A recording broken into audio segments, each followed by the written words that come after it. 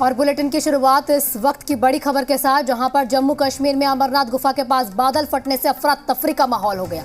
ये घटना आपको बता दें कि शाम करीब 5 बजे हुई। बताया यह भी जा रहा है कि हादसे में 13 श्रद्धालुओं की मौत हो गई है।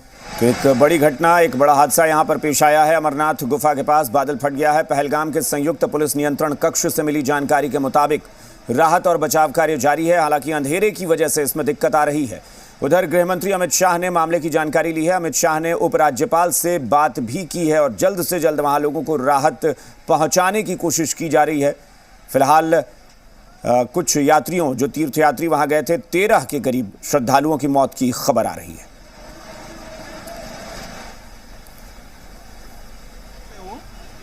यात्रा अभी चल रही है आपका? यात्रा में बहुत सुविधाएं है, हर तरफ से अच्छे से व्यवस्था कर रखी है। अभी तक कहीं दिक्कत नहीं आई है। आगे भी भगवान साथ देगा, बम बम बोले और सबकी यात्रा सफल हो। भी आया है वहाँ अभी? हाँ, अभी ऐसा अभी न्यूज में जैसा सुना है, लेकिन परिस्थिति प्रतिकूल होगी। इसी आशा के साथ में सबके दर्शन होंगे और भगवान सबकी रक्षा करेंगे, यही दिल से आशा है। तो बाबा पे पूरा भरोसा, सब ठीक होगा? 100% भरोसा है सर। Thank you.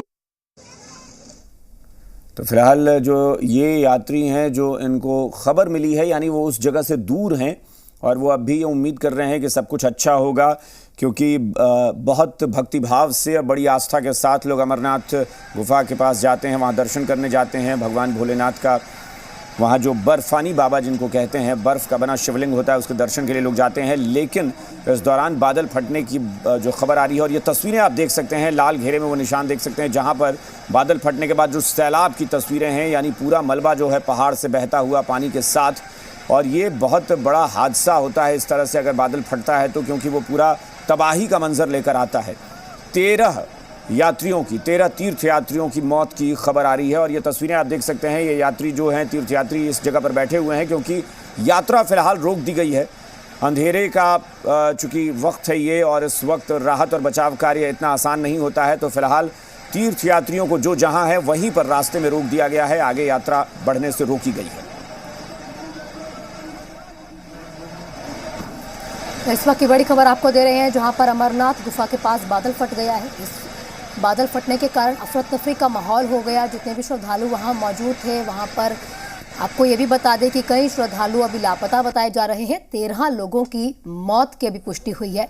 आपको इसमें यह भी बता दें कि प्रधानमंत्री नरेंद्र मोदी ने भी हालातों का जायजा लिया और तस्वीरें आपकी स्क्रीन पर हम दिखा रहे हैं। 25 टेंट बह गए हैं। जो टेंट लगाए गए थे वहां पर 25 के करीब बह गए हैं। तो जाहिर तौर पर उसमें हो सकता है कि वहां भी तीर्थयात्री अंदर टेंट में हो, श्रद्धालु हो, तो कहीं ना कहीं यह हादसा और बड़ा हो सकता है जब आंकड़े सामने आएंगे कि कितने लोग हताहत हुए हैं। गुफा के पास में ही यह बादल फटा है।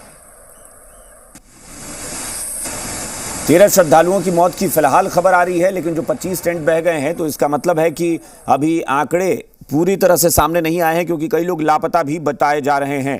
प्रधानमंत्री ने इस पर दुख जताया है हादसे पर, और कहा है कि जो पीड़ित परिवार हैं उनके लिए संवेदना, लेकिन जल्द से जल्द हमारा प्रयास है कि राहत मिल सके लोगों को। तो गृह मंत्री ने भी और प्रधानमंत्री ने भी वहाँ के उपराज्यपाल मनोज सिन्हा से बातचीत की है।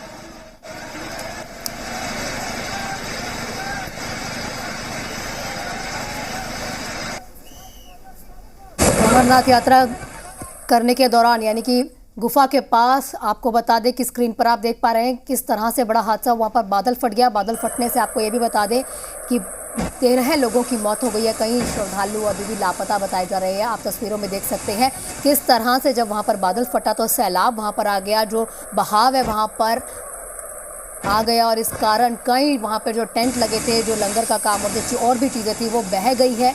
और अभी फ़िलहाल राहत बचाव कार्य चल ही रहा था, लेकिन क्योंकि अंधेरा हो जाता है इस समय पे, उसके कारण जो है आपको बता दें कि राहत बचाव कार्य करने में दिक्कतों का सामना करना पड़ रहा है। आपको बताएं कि इसी के साथ साथ अमित शाह ने भी हालातों का जायजा लिया है।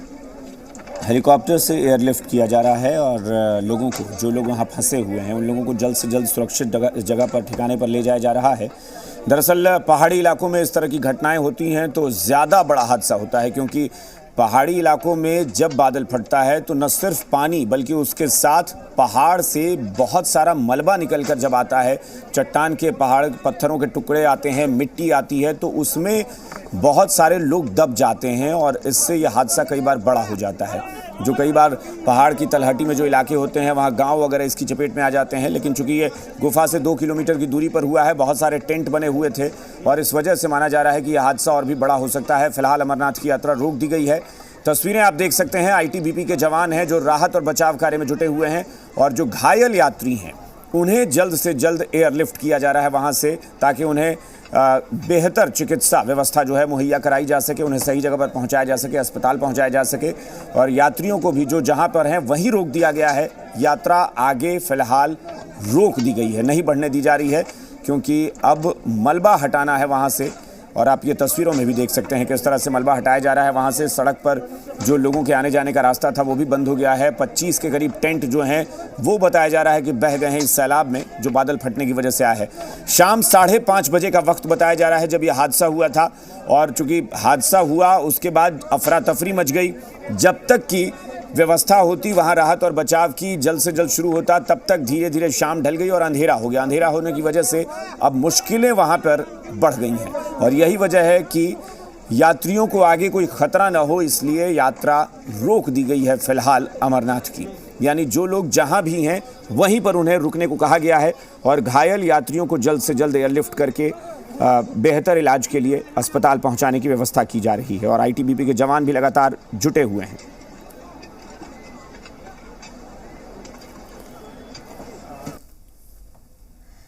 तो इस वक्त की बड़ी खबर आपको दे रहे हैं, जहां पर अमरनाथ गुफा के पास महज 2 किलोमीटर की दूरी पर आपने देखा ही है किस तरह से सैलाब आया, बादल फटा और बादल फटने के कारण बहुत से श्रद्धालु जो है लापता बताए जा रहे हैं। 13 श्रद्धालुओं की मौत भी हो गई है। जो तस्वीरें हम आपको दिखा रहे हैं स्क्रीन में, ये जो सैलाब आप देख रहे हैं, जो पानी मलबा आप देख रहे हैं, ये सब बादल फटने के कारण हुआ है। आपको ये भी बता दें कि महज 2 किलोमीटर, क्योंकि गुफा के पास का एरिया था जहां पर बादल फटा, और उसके कारण जो वहां पर टेंट लगे हुए थे, जो श्रद्धालु वहां मौजूद थे यात्रा के दौरान, बहुत से यात्रा के दौरान श्रद्धालु जो मौजूद थे, आपको बता दें कि अभी भी लापता है, क्योंकि राहत बचाव कार्य लगातार चल रहा है। लेकिन अंधेरा होने के कारण राहत बचाव कार्य में, रेस्क्यू करने में बहुत दिक्कतों का सामना करना पड़ रहा है।